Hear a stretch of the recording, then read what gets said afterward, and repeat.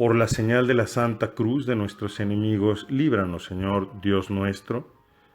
En el nombre del Padre, y del Hijo, y del Espíritu Santo. Amén. Señor mío y Dios mío, creo firmemente que estás aquí, que me ves, que me oyes. Te adoro con profunda reverencia. Te pido perdón de mis pecados y gracia para hacer con fruto este rato de oración. Madre mía Inmaculada, San José mi Padre y Señor, Ángel de mi guarda, intercedan por mí. Escuchamos en el texto que se proclama hoy en el Evangelio de la Misa de hoy, de San Lucas, la conclusión de este discurso tan duro que Jesús pronunció en polémica con los fariseos y con los doctores de la ley, el famoso discurso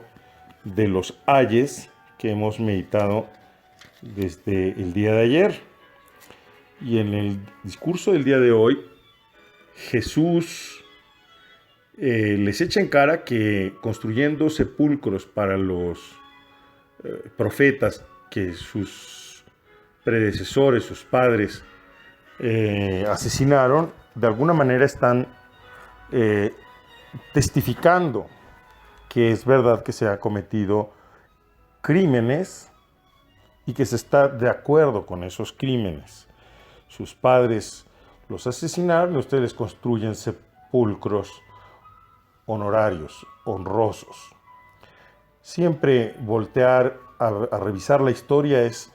difícil, es polémico, porque la historia la contamos de acuerdo a la visión que cada uno tiene de los hechos, ¿no? No existe una pura y simple descripción de hechos ocurridos, sino que cada uno cuenta esos hechos según una interpretación que cada uno le asigna según sus propias ideas, según el lugar donde está. Por eso es que es tan delicado cuando algunos gobiernos, especialmente gobiernos de izquierda, tratan de reescribir la historia, tratan de abrir incluso heridas superadas, porque haciendo eso, como estoy diciendo, se arriesga a hacer una lectura más ideológica aún de los hechos y además utilizar la historia en favor de la tesis que cada uno de nosotros tiene, abriendo, como he dicho antes, heridas que a lo mejor ya han sido superadas en la sociedad y pretendiendo mantener una tensión, una dialéctica que no ayuda más que a quien detiene el poder, a lo mejor por una parte para afirmarse en él y afirmar su propia visión de las cosas, como también para manteniendo dividida la sociedad en lugar de empeñarnos todos en la construcción de una nueva civilización, del entendimiento, del diálogo, donde se superan las divisiones, pues se busca más bien mantener estas divisiones porque de esa manera, mientras ellos están discutiendo sus diferencias, polarizados, nosotros usufruimos del poder, no precisamente para buscar el bien común. Algo así es lo que Jesús les echa en cara a esta gente que ahora es la que detiene el poder en Israel y que quizás tratan de lavar su conciencia haciendo estos monumentos fúnebres a los profetas que antes, cuando ejercieron su profetismo, desoyeron.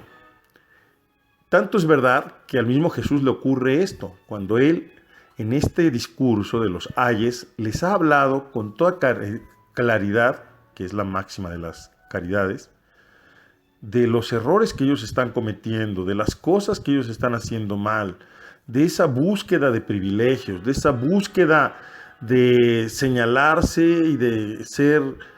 diferentes del resto y de mantener una interpretación X de la ley que finalmente no libera, sino que mantiene sojuzgados a los demás. Y por eso precisamente les hace una de las acusaciones quizás más fuertes que se pueden hacer a un hombre de ciencia, especialmente a un hombre que se dedica a escrutar las escrituras, como son los doctores de la ley, que eran como los teólogos de la época. Decirles que ellos han encontrado la llave, pero no la han querido usar, la han escondido,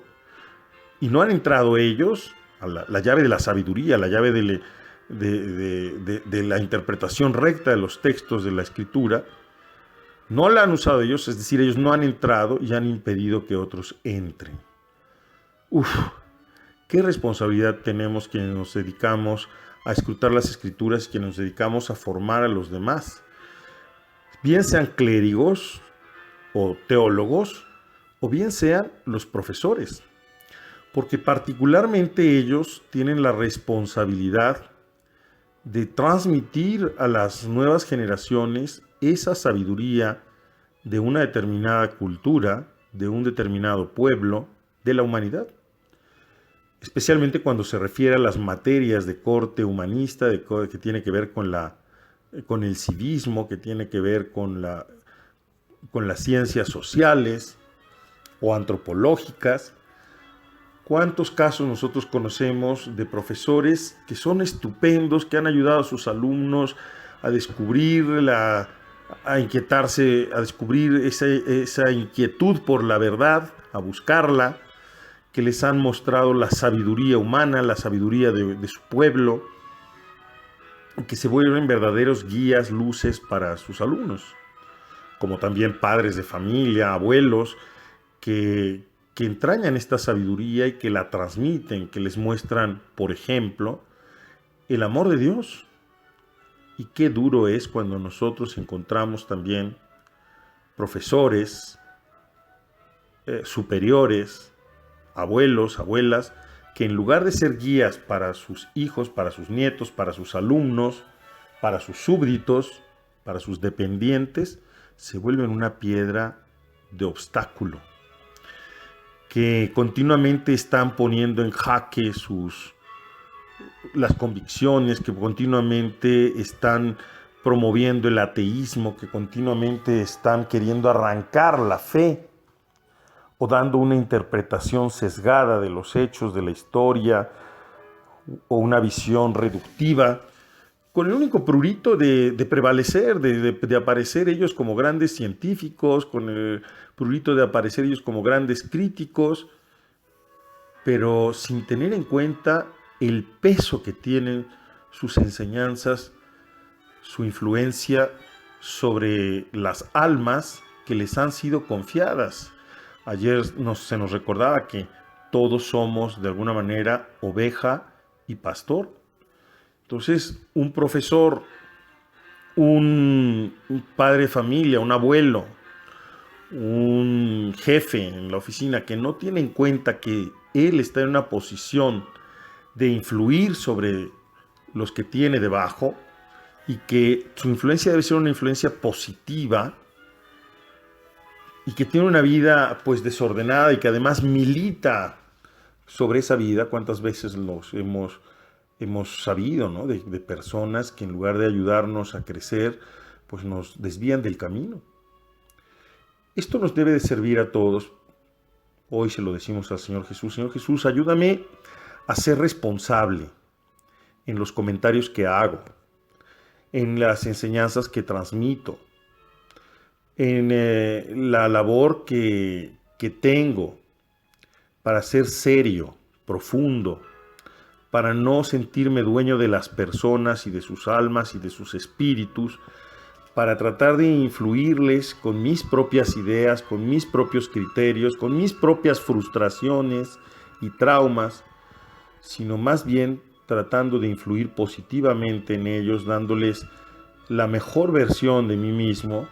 y dándoles también la posibilidad de encontrarse y de buscar la verdad por sí mismos, de buscarte a ti, porque en definitiva, Señor, es a ti a quien buscamos. Que nosotros no cedamos a esa tentación de querer imponer nuestra visión de las cosas, nuestra visión de la realidad, como pasa frecuentemente, como hacen los políticos de izquierda, como hacen ciertos profesores que tratan de arrancar la fe de sus alumnos. Ayúdanos, Señor, a saber ser respetuosos de las convicciones de los demás. Ayúdanos, Señor, a saber entrar de puntitas en el sagrario que es la conciencia de las personas que tenemos bajo de nosotros. Ayúdanos a ser siempre edificantes y a ser responsables de sus almas, responsables de sus espíritus, y no simplemente gente snob que trata de seguir las ideologías de moda, las últimas tendencias, sin tener en cuenta las consecuencias que eso puede tener en las personas que tenemos bajo nuestra responsabilidad. Santa María, Madre nuestra, tú que educaste al Verbo eterno, que le transmitiste la sabiduría de tu pueblo junto con José, ayúdanos, danos el sostén que necesitamos para poder también nosotros guiar a las personas que tenemos encomendadas, a disfrutar con ese trabajo, a alegrarnos de poderles ver crecer, de poderles ver desarrollar sus propias ideas, de poderles ver crecer en el amor a ti y a tu Hijo Jesucristo, Señor nuestro. Te doy gracias, Dios mío, por los buenos propósitos, afectos e inspiraciones que me has comunicado en esta meditación. Te pido ayuda para ponerlos en práctica. Madre mía Inmaculada, San José, mi Padre y Señor, Ángel de mi guarda, intercedan por mí.